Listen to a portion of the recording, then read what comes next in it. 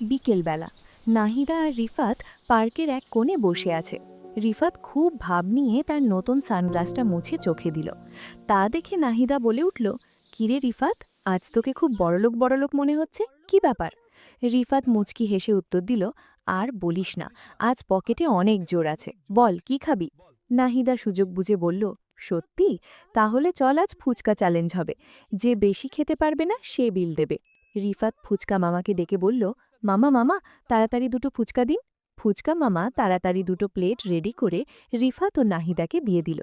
এরপর দুজনে মিলে ফুচকা খাওয়া শুরু করলো। নাহিদা একের পর এক টপাটপ ফুচকা মুখে দিচ্ছে, কিন্তু রিফাত একটা খেতেই ঘাম ঝরানো শুরু করেছে। কারণ ফুচকাওয়ালা রিফাতের বাটিতে ইচ্ছে করে একটু বেশিই ঝাল দিয়ে দিয়েছে।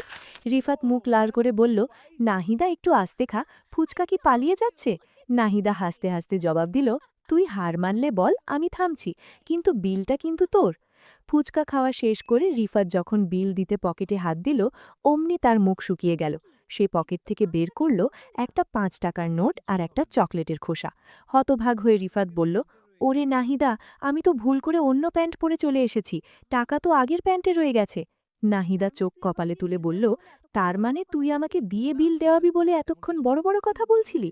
রিফাত অনুনয় করে বলল, বিশ্বাস কর বন্ধু, এটা ইচ্ছাকৃত ছিল না।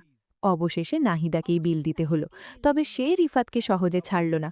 নাহিদা জানালো, ঠিক আছে, আমি বিল দিচ্ছি, কিন্তু বিনিময়ে তোকে এখন থেকে বাস স্ট্যান্ড পর্যন্ত আমাকে পিঠে করে নিয়ে যেতে হবে। রিফাত তখন কান ধরে বলতে লাগলো, তার চেয়ে বরং আমি তোকে কাল ডাবল ট্রিট দেব, তাও পিঠে চড়াস না ভাই। দুজনে হাসতে হাসতে পার্ক থেকে বেরিয়ে গেল। বন্ধুত্বের ঝগড়া আর খুনসুটি এভাবেই চলতে থাকলো।